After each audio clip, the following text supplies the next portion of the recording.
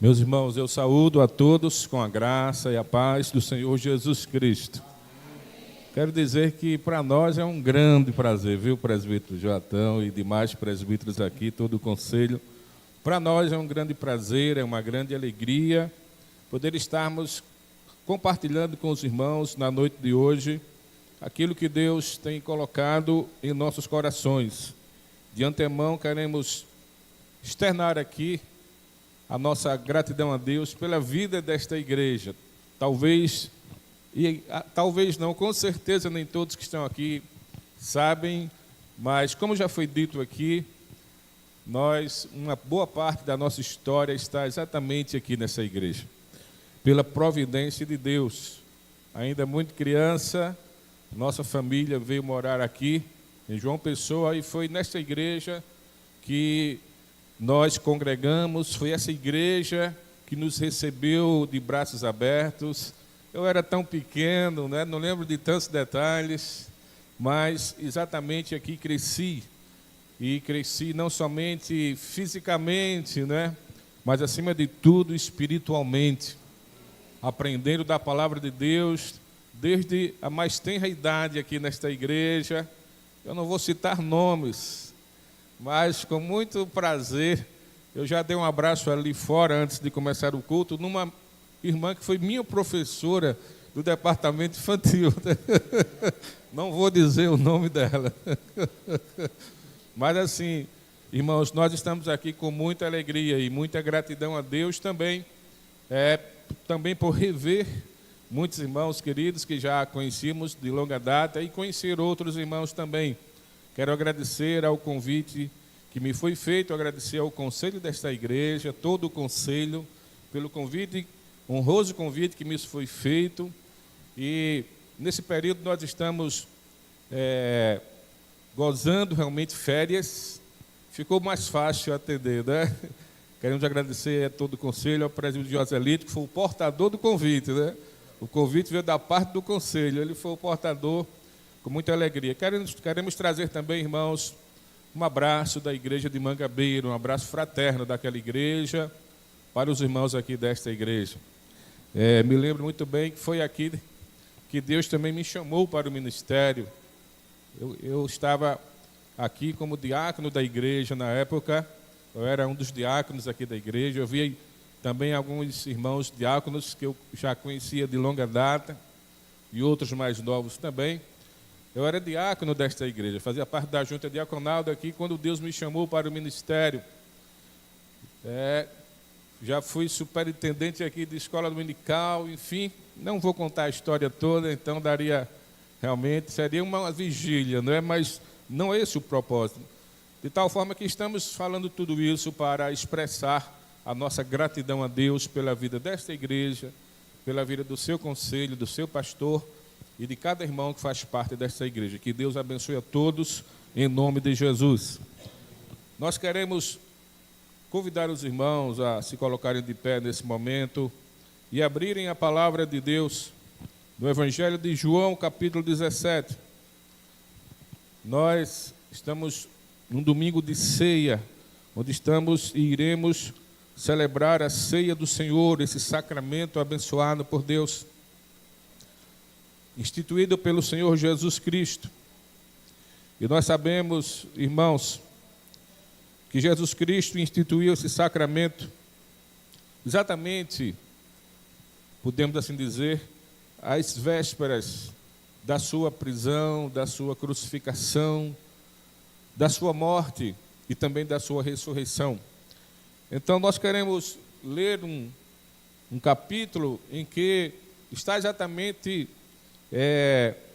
localizado dessa trajetória de Cristo, quando ele estava às vésperas, na iminência de ser entregue, de ser traído, entregue, ser crucificado, morto e ressuscitado. Então, esse capítulo 17, irmãos, é um capítulo que consta nele, está aqui registrado nesse capítulo, a oração sacerdotal de Jesus. Obviamente, é um título dado a esse capítulo. Isso não indica que Jesus não orou, não fez outras orações, e também como sendo ele o sumo sacerdote, o nosso sumo sacerdote, é claro. Mas, principalmente nesse capítulo 17, eu gostaria de compartilhar com os irmãos nessa noite. E para isso eu gostaria de ler com os irmãos alternadamente, primeiramente, irmãos, do verso 1 ao 16. Nesse capítulo, nessa oração, nós encontramos Jesus fazendo 4 pedidos. Um é acerca dele mesmo, outros 3 acerca da igreja. Então nós queremos nos deter nos pedidos acerca da igreja, mas nós queremos ler a partir do verso 1 ao 16, e depois iremos, ao longo do sermão, iremos fazendo e procedendo à leitura dos demais versículos. Vamos ler alternadamente, primeiramente do 1 ao 16. Nos diz assim a palavra do Senhor. Tendo Jesus falado estas coisas, levantou os olhos ao céu e disse: Pai, é chegada a hora, glorifica teu Filho, para que o Filho te glorifique a ti.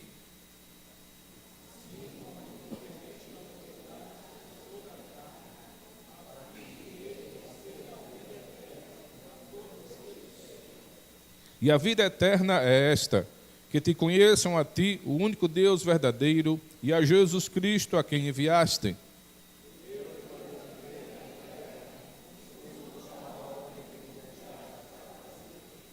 E agora, glorifica-me, ó Pai, contigo mesmo, com a glória que eu tive junto de ti, antes que houvesse mundo.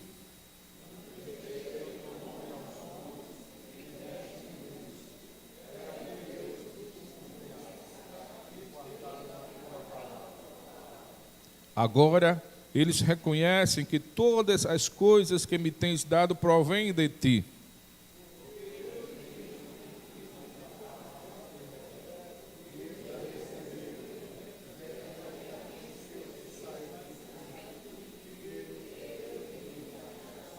É por eles que eu rogo. Não rogo pelo mundo, mas por aqueles que me deste, porque são teus.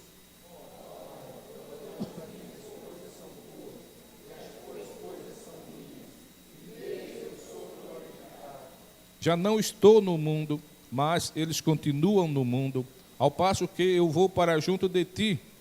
Pai Santo, guarda-os em teu nome que me deste, para que eles sejam um assim como nós.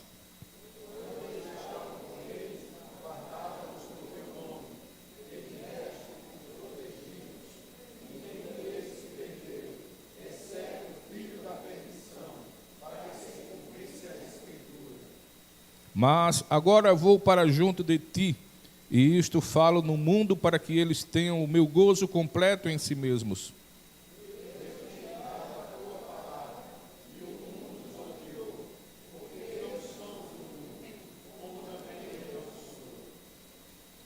Não peço que os tires do mundo, e sim que os guardes do mal.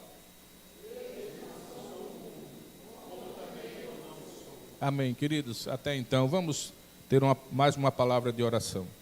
Senhor, nosso Deus, Pai celestial, Deus de infinita bondade, glorificado e exaltado seja o teu santo nome para todo sempre. Queremos, ó Deus, como igreja do Senhor, reunida nesse lugar, bendizer, glorificar e exaltar o teu santo nome. Te agradecendo, ó Deus, pela oportunidade, rica oportunidade e privilégio de estarmos na casa do Senhor no dia do Senhor. Suplicamos nesse momento, ó Deus, a ação do teu Santo Espírito, iluminando o nosso entendimento, iluminando os olhos dos nossos corações, para que possamos compreender de forma muito clara a tua palavra, a tua vontade para as nossas vidas. Vem falar conosco, Senhor, através da tua santa palavra e pela ação do teu Santo Espírito. É assim, ó Deus, que nós te pedimos, leva os nossos pensamentos cativos a ti nesta hora e repreende todo o mal. Assim nós te pedimos, ó Deus, em nome do Senhor Jesus. Amém. Poder assentar, meus irmãos. Meus amados, como nós já temos dito, estamos no culto de ceia e nós estamos compartilhando um texto que está dentro exatamente encaixado naqueles momentos últimos de Jesus Cristo antes de chegar à cruz. E quando nós olhamos para o ministério do Senhor Jesus Cristo, nós podemos, dentre outras tantas coisas, perceber que Jesus Cristo, ele sempre teve uma vida bem regrada de oração. A palavra nos mostra, os evangelhos nos dizem que Jesus sempre estava orando em determinados momentos e que passava muitas vezes vigílias de oração. Muitas vezes Jesus Cristo procurava ficar solitário para estar numa comunhão, gozar de uma comunhão maior com o Pai em oração. Mas os evangelhos também nos mostram que Jesus Cristo não somente tinha uma vida regrada de oração, como Jesus também, ele ensinou os seus discípulos a orar. E nós já conhecemos a conhecida oração do Pai Nosso. Ali Jesus está ensinando os seus discípulos a orar. E na verdade nós encontramos nessa oração do Pai Nosso princípios que devem ser aplicados na nossa vida de oração. Mas Jesus não apenas tinha uma vida regrada de oração, não apenas ensinou os seus discípulos a orar, como ele também ordenou que seus discípulos orassem. Uma certa feita ele disse: orai e vigiai. Então, além de ter a prática da oração na sua vida, além de ensinar a orar, ele também ordena seus discípulos a orar. Isso quer dizer, irmãos, que a oração, ela faz parte, é parte integrante da missão da igreja. A igreja de Deus aqui na terra não pode subsistir sem oração. Todo e qualquer crente não pode manter-se de pé na sua vida espiritual e vida cristã sem a prática da oração. E Jesus Cristo aqui está exatamente não ensinando mais uma vez os discípulos a orarem, mas ele está exatamente ele mesmo mais uma vez orando. E essa oração aqui, como já temos dito, é conhecida como a oração sacerdotal do Senhor Jesus Cristo. Irmãos, quando nós olhamos para o Evangelho de João, nós precisamos entender que o apóstolo João, ele escreveu esse Evangelho, é o quarto Evangelho nas nossas Bíblias. Ele escreveu esse Evangelho entre a década de 80 e a década de 90 do primeiro século da era cristã. Ele escreveu esse Evangelho para que as pessoas pudessem crer, ao ler o Evangelho, pudessem crer que Jesus Cristo de fato era o Messias prometido, pudessem crer em Jesus como sendo ele o próprio Deus, crer em Jesus e crer na sua divindade, como também crer na humanidade de Jesus. Ele escreve como que também para combater uma certa heresia na época em que colocava em xeque a divindade do Senhor Jesus Cristo. Talvez, naquele momento, uma heresia muito embrionária, um tipo de gnosticismo embrionário. João escreve para combatê-lo, para mostrar que Jesus Cristo de fato era e é o Filho de Deus, é o próprio Deus, que se encarnou sim, que se fez homem sim, mas, contudo, sem deixar de ser o próprio Deus.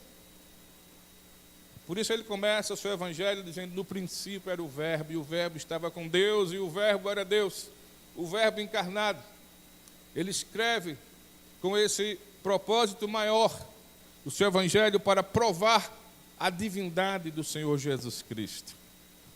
E para isso, irmãos, ele registra vários milagres operados por Jesus, que era como que sua credencial, a credencial do Messias. O Messias não poderia vir ao mundo sem operar nenhum sinal e milagre, sem operar sinais e maravilhas. Então, os milagres operados pelo Senhor Jesus serviam de credenciais do Messias prometido, para que as pessoas pudessem ver e crer que ali se tratava de Jesus Cristo, aquele que foi prometido por Deus desde os tempos do Antigo Testamento. Mas não somente isso. No seu Evangelho, João também, ele registra uma expressão usada pelo Senhor Jesus Cristo recorrentemente no seu ministério, onde Jesus Cristo, ao usar essa expressão, ele estava exatamente se igualando com Deus, e que de fato, como de fato ele o é. Há uma expressão a qual Deus usou para se revelar a Moisés no Antigo Testamento, quando Deus estava chamando Moisés para que Moisés fosse o libertador do seu povo ali no Egito. Moisés pergunta: Senhor, e quando o povo me perguntar quem enviou, o que é que eu vou dizer? Aí Deus falou assim para ele: você diz que o eu sou te enviou. Eu sou o que sou. E essa palavra, essa expressão, irmãos, que é a expressão Yahvé no Antigo Testamento, é uma expressão que Jesus usou corriqueiramente no seu ministério. No grego, no Novo Testamento em hebraico, mas no grego a expressão é egoemi, eu sou. E você vai ver nas páginas desse evangelho várias vezes Jesus usando essa expressão para dizer eu sou um com o Pai. Quando ele fala, por exemplo, eu sou a porta. Quando ele diz, por exemplo, eu sou o pão que desceu do céu. Quando ele diz, por exemplo, eu sou o caminho, a verdade e a vida. Quando ele diz assim, eu sou, toda a expressão que ele fala assim, eu sou isso, eu sou aquilo, Jesus está se comparando com o Pai. Ele está dizendo, eu e o Pai somos um. Eu sou divino, minha natureza é divina, eu sou o próprio Deus. E João registra no seu evangelho também essa expressão usada por Cristo, que é uma expressão, foi usada por Deus para se revelar a Moisés como o Deus do pacto. Louvado seja o nome do Senhor. Então, meus amados, de forma resumida, João, que tem o propósito de mostrar ao povo a divindade de Cristo, provar ao povo que Jesus era Deus, ele faz isso no seu evangelho, registrando os milagres operados por Cristo e também registrando as vezes, e muitas vezes, e recorrentes vezes que Jesus usou a expressão eu sou. Mas, irmãos, esse capítulo que nós começamos a ler, capítulo 17, ele está numa parte do Evangelho que começa no capítulo 13 e vai até o capítulo 18, onde Jesus dirige palavras somente aos seus discípulos. É importante isso, é importante nós entendermos isso. Esse capítulo está dentro desse trecho do Evangelho, onde Jesus dirige palavras somente aos seus discípulos, somente aos seus apóstolos que representavam a igreja do Senhor. Então, quando Jesus dirige palavras diretamente aos seus apóstolos, Jesus está, de fato, dirigindo suas palavras diretamente à sua igreja, que eram eles naquela época e que somos nós hoje. Louvado seja o nome do Senhor. Então, é nesse trecho do Evangelho de João que nós estamos. E aqui Jesus Cristo, ele, antes de ser traído, antes de ser entregue, antes de ser crucificado, ele faz sua famosa oração sacerdotal. O sacerdote, ele se colocava diante de Deus, no lugar santo, e no caso do sumo sacerdote, no santo dos santos, uma vez por ano, para interceder a Deus pelo povo. E Jesus está fazendo isso nesse capítulo.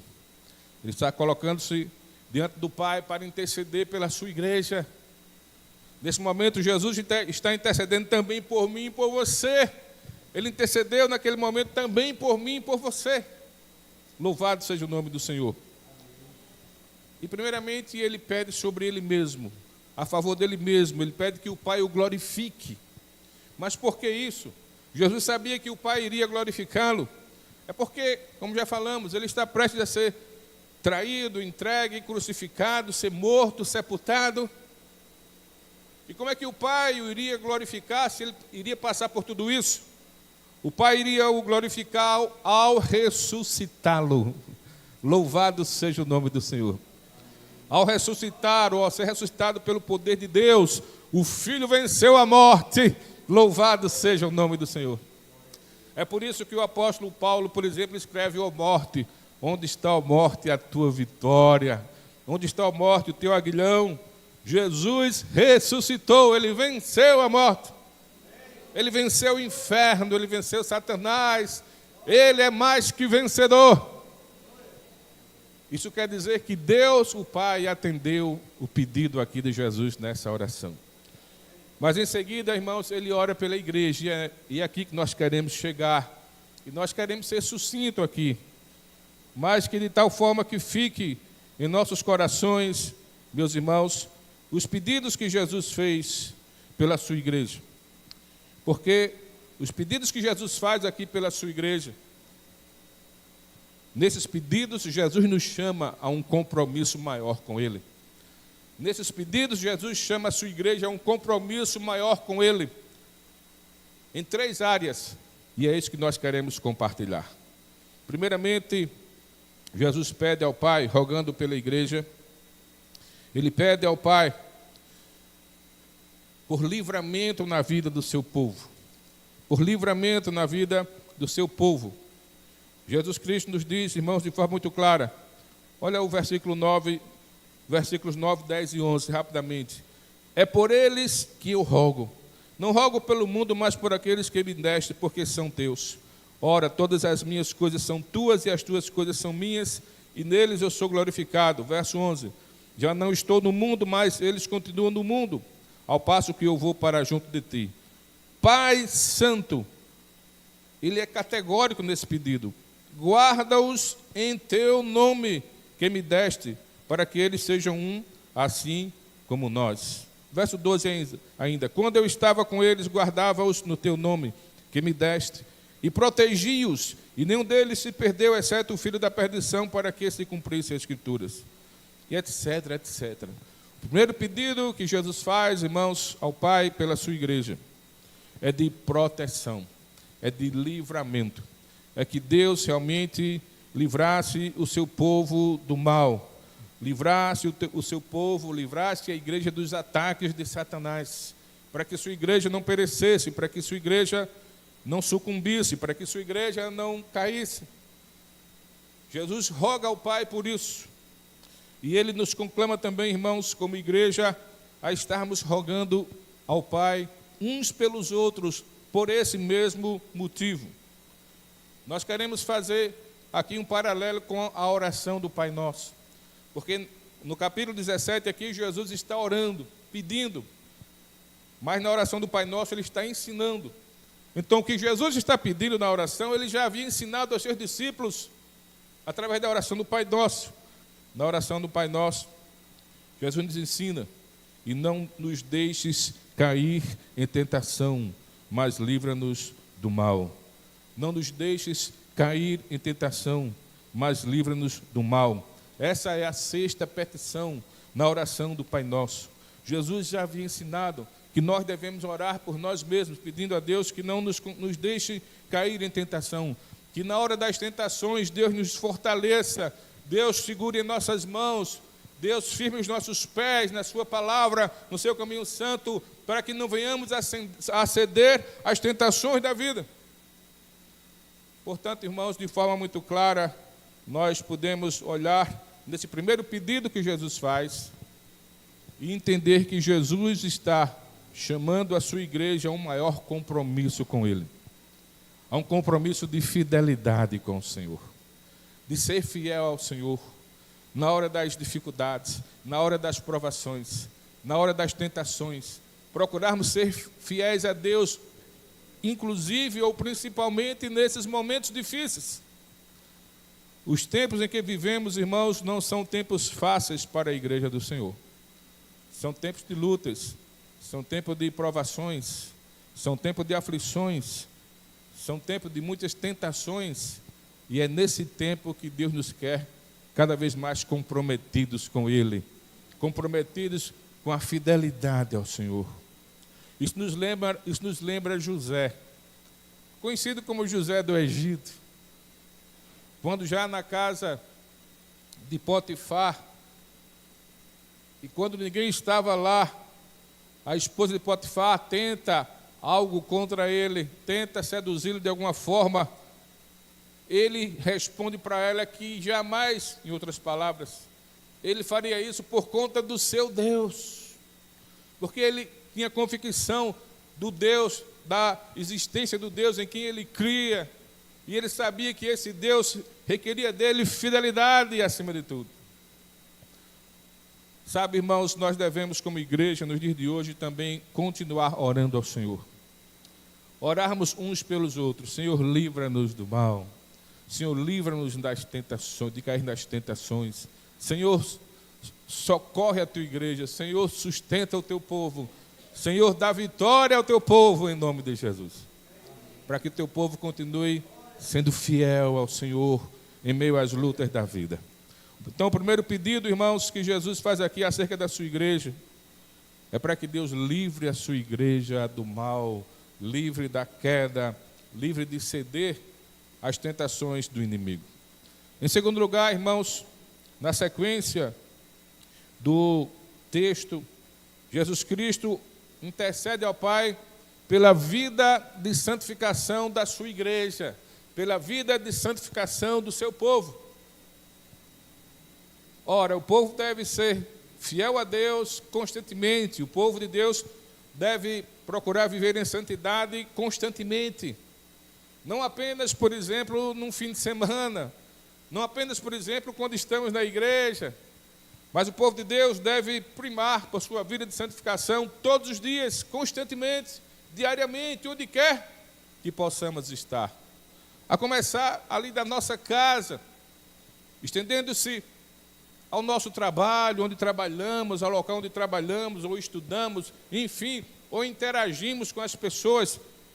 Precisamos manter esse padrão de santificação, porque isso é a exigência desse Deus maravilhoso. E Jesus Cristo, irmãos, Ele intercede também nesse sentido pela sua igreja.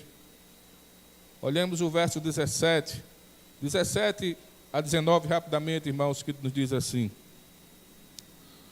O outro pedido aqui de Jesus, o verso 17: santifica-os na verdade, a tua palavra é a verdade. Então o pedido está exatamente aí, santifica-os na verdade, a tua palavra é a verdade. Verso 18: assim como tu me enviaste ao mundo, também eu os enviei ao mundo, e a favor deles eu me santifico a mim mesmo, para que eles também sejam santificados na verdade. Esse é o segundo pedido de oração de Jesus, como nosso sumo sacerdote, ao Pai pela igreja. E esse pedido também nos chama a um compromisso maior com Deus, no que diz respeito à nossa vida de santificação. Quando nós abordamos a doutrina da santificação, irmãos, nós iremos ver que a santificação na Bíblia tem 3 aspectos.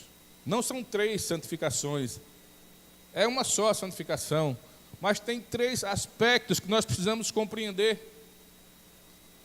O primeiro deles é chamado de santificação posicional. Em Cristo já somos santos, louvado seja o nome do Senhor. Se um dia você foi alcançado pela graça salvífica de Deus, foi transformado em nova criatura, você já é santo, louvado seja o nome do Senhor, porque esta é a posição da igreja em Cristo Jesus diante de Deus.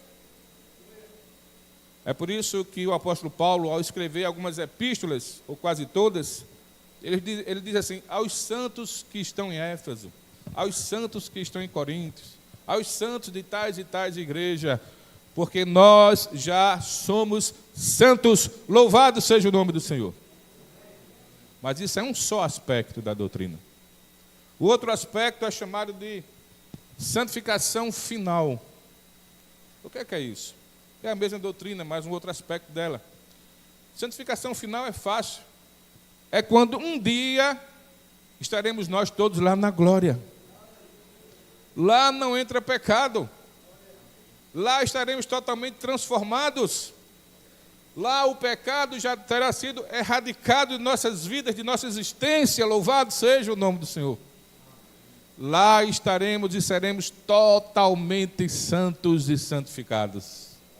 Louvado seja o nome do Senhor. Santificação final. Mas isso só acontecerá quando estivermos lá na glória. Esse é um aspecto também da doutrina que nós não podemos esquecer. Mas existe um terceiro aspecto, irmãos, que é importante entendermos. Alguns chamam de santificação progressiva ou santificação experimental. E o que é isso? É aquela santificação que nós devemos buscar dia a dia. Devemos correr atrás dela dia a dia, constantemente. Deve ser um alvo em nossas vidas, conforme nos diz a palavra do Senhor. Então, quando Jesus roga, dizendo: Pai, santifica-os, na verdade, a tua palavra é a verdade, é sobre esse tipo, é sobre esse aspecto da santificação que Jesus está se referindo. Isso quer dizer o seguinte: já escutou essa frase? Com certeza você já escutou alguém dizer assim: hoje eu estou mais santo do que ontem e menos santo do que amanhã. Amanhã serei mais santo do que hoje, porque esse deve ser o meu alvo, o meu objetivo. Eu devo correr atrás disso constantemente.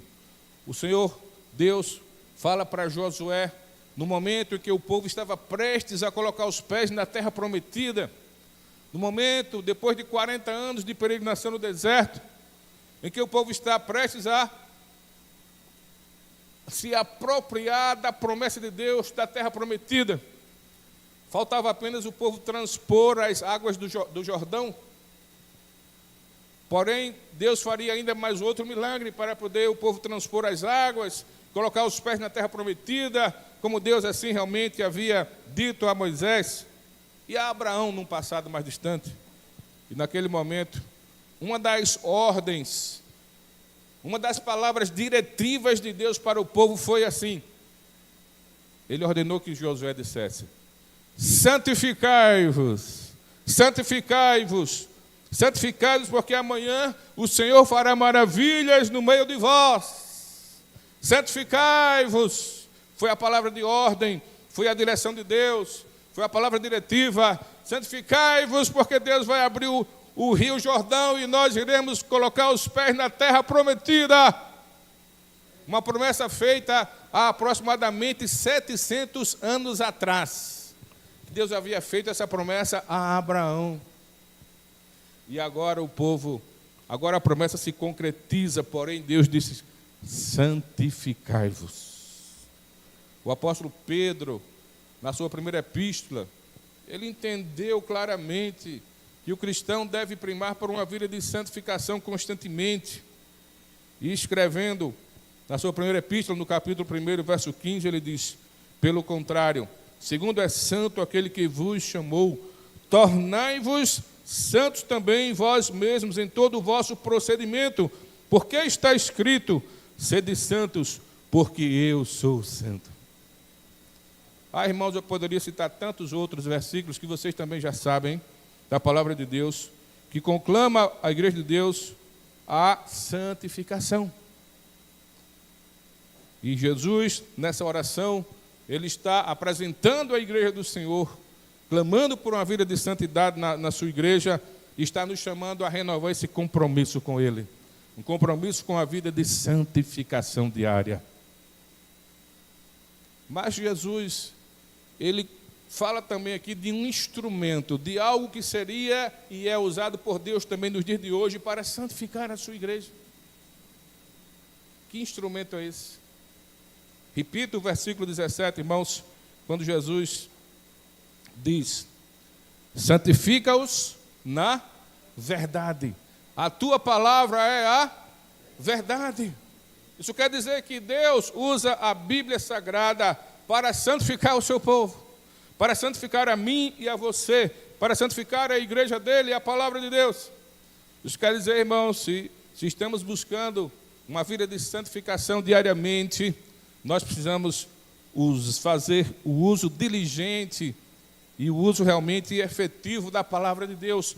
E ler essa palavra, meditar nessa palavra cotidianamente, para que possamos ser lavados por ela, santificados por ela. Embora muitas vezes nem percebamos que isso está acontecendo.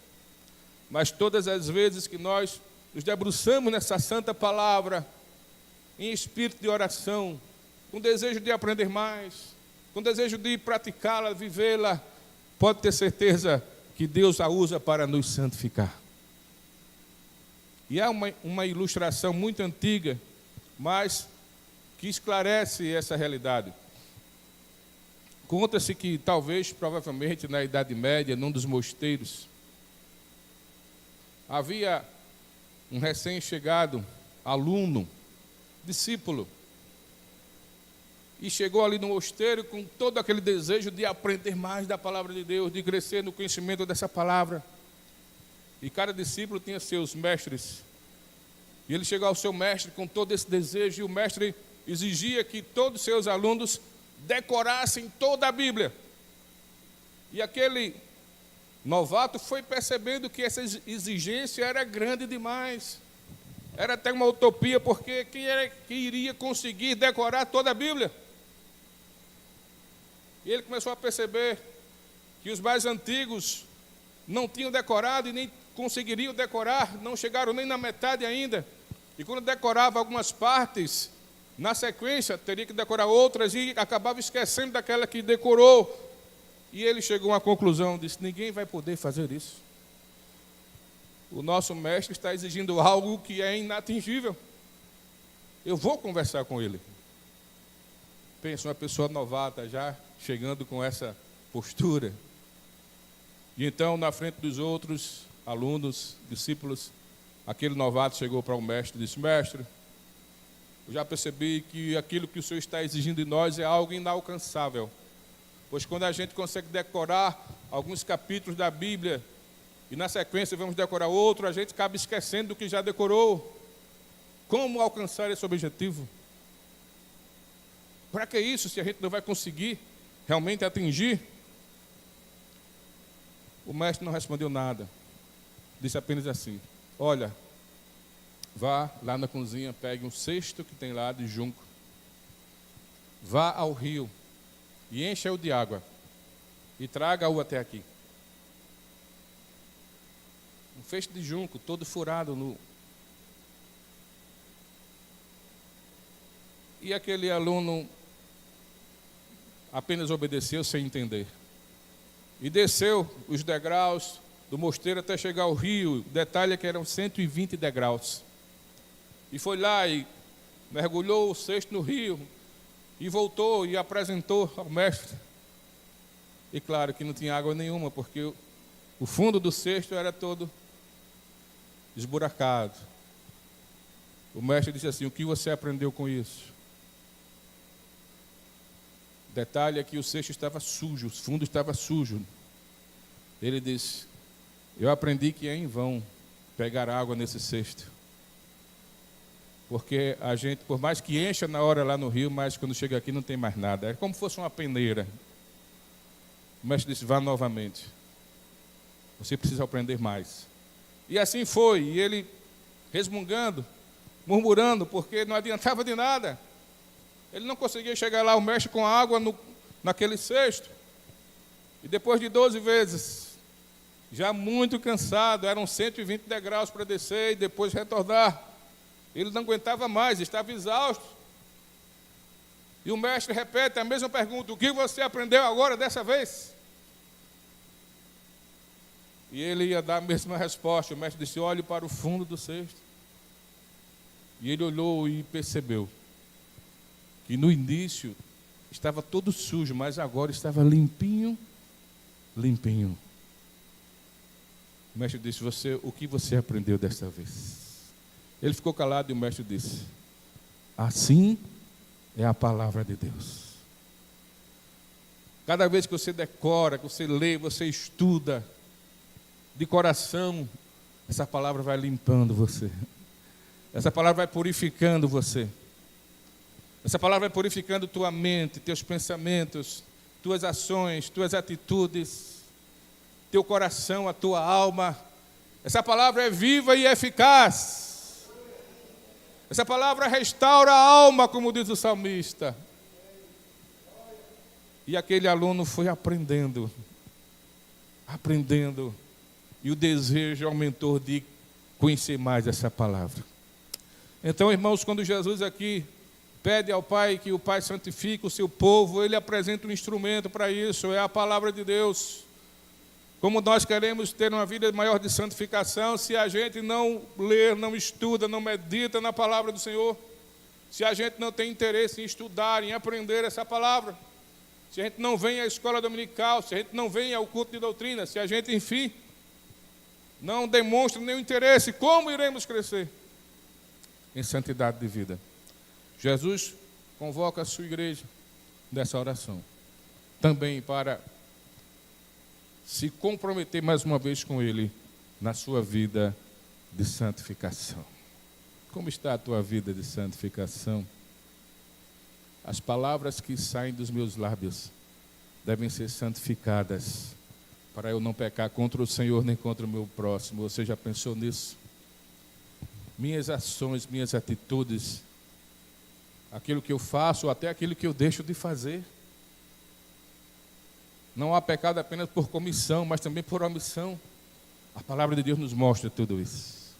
Vai nos mostrando onde estamos errando, onde precisamos acertar. E quando a gente diz, Senhor, estou aqui, corrige o teu servo, essa palavra nos purifica, nos santifica. E o nome de Deus é glorificado na vida do seu povo. O terceiro pedido de oração, irmãos, que Jesus faz aqui, nessa oração, e pelo seu povo. O primeiro é por livramento, que Deus dê livramento ao povo, na hora das tentações, provações, Deus livre o seu povo de cair. O segundo é por santificação na vida do seu povo. E o terceiro é pela unidade no meio do povo de Deus. Pela unidade no meio da igreja do Senhor Jesus Cristo. Eu quero ler aqui a partir do verso 20, irmãos, do 20 ao 23, rapidamente. Não rogo somente por estes, mas também por aqueles que vierem a crer em mim por intermédio da sua palavra. Jesus roga também por nós. Louvado seja o nome do Senhor. Verso 21, a fim de que todos sejam um. E como és tu, ó Pai, em mim e eu em ti, também sejam eles em nós, para que o mundo creia que tu me enviaste. Jesus roga pela unidade da sua igreja. Jesus roga pela unidade no meio do seu povo, irmãos. Jesus sabia claramente que onde há união, aí a bênção também do Senhor está presente. Onde há união, aí a paz de Deus está presente. As bênçãos de Deus estão presentes. A vida de Deus está presente. Onde há união, onde há comunhão. Jesus sabia que o inimigo, com certeza, iria se levantar para tentar dividir o seu povo, para tentar realmente enfraquecer a comunhão entre o seu povo. Portanto, ele roga ao Pai. E, ao mesmo tempo, ele nos conclama, irmãos, a reafirmarmos esse compromisso com Ele, de lutarmos, de batalharmos para sermos um só no Senhor Jesus Cristo. Que as diferenças caiam por terra em nome de Jesus. Que sejamos um no Senhor, porque há um só Senhor, um só batismo, uma só fé, como diz a palavra de Deus, o apóstolo Paulo aos Efésios. Nós precisamos também, irmãos, como igreja do Senhor, lutar por isso. Pela união no meio do povo de Deus, pela união dentro da casa do Senhor. E essa união, essa comunhão, deve começar lá na nossa casa, na nossa família. Lá deve começar, lá exatamente, esse compromisso de união, de comunhão. Deve começar lá esse compromisso de não nutrir nenhuma barreira no coração com relação a alguém lá na nossa casa, na nossa família, no nosso lar.